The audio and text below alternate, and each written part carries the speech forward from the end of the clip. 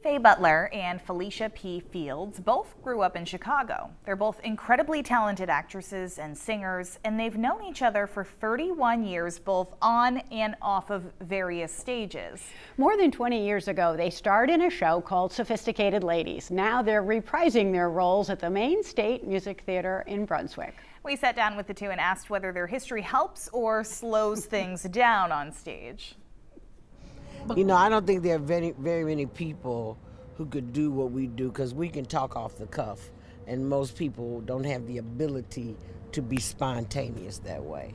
Yeah. But we can pretty much fit each other's sentences in together. If that's the direction I can see what direction she's going, and I can follow. And no different than even when one of us is in distress.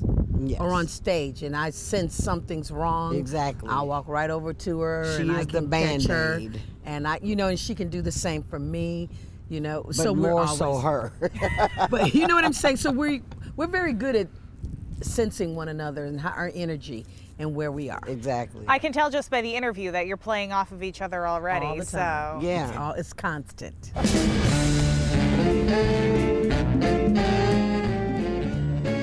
Sophisticated Ladies, what was it about this show that brought you to here? We did it 20 some years ago when it was done.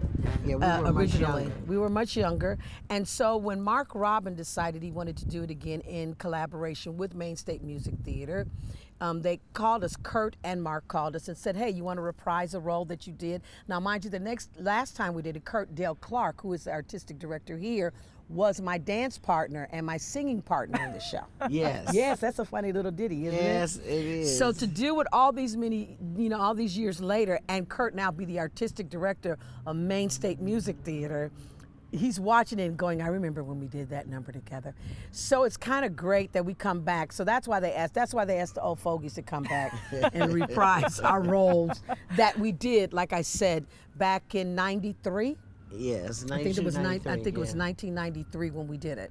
And so here we are again. Is it strange to revive a show that you've done 20 years ago? It's a little different. He's edited it a little different this time, which works very well. Yeah. Mark is a genius at making a show flow. And before we hit the stage, and we're off the stage before we know it. It moves just that quick. So it wasn't that difficult because it was so long ago, I don't remember it in that way.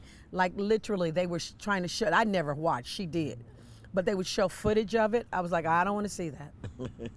I don't want to see I had to look at it because I didn't believe I had done that part.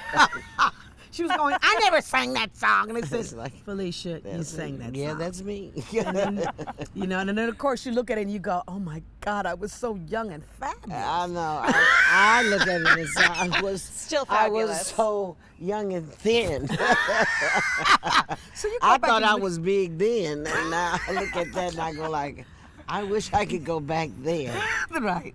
So it's fun, you know. You both have these really extensive resumes. You, though, you did The Color Purple, a production that Oprah was part of. But if a man raises his hand, hell no. Hell no. She's a very kind person, very generous person, but she's very much let us kind of create our own stories and be a producer, because we had a director, Gary Griffin, and that's the person we took orders from. But she was very encouraging and motivational. You know, it's good to see her when you're back there. Of course, it's very good to see her when she decided to come on as a producer, because we saw an inflection of finances. That makes a difference. It does. Absolutely. You finally got to play your dream part, which was the mother in Gypsy Rose. So it's the last show I did before doing this. And it was it everything that you thought it would and be? more. And I'd do it again. As I'd I do it again in a watched her, heartbeat. I'd do it again. was glad she was doing it, because that is a taxing role. I couldn't believe how much work she was doing on stage at her age. Here we go. Bang. There you go. That's But what she makes us a did team. great. I mean, I kept watching. I couldn't even enjoy the show, thinking like, oh my God. She gonna sing again? Oh my God. She's still talking. Okay. That's all she kept saying. Too much. Would you stop talking? Oh I my said, God. At this point in your careers, are there still dream roles that you have on the bucket Retirement. list? Retirement. That is a dream And role. move east? Yes, and movies. I would love to move. If any of the donors are interested in giving me a house, I would love to move to Maine.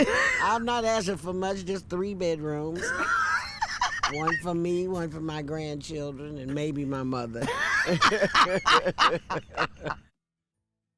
a lot to ask for, you know?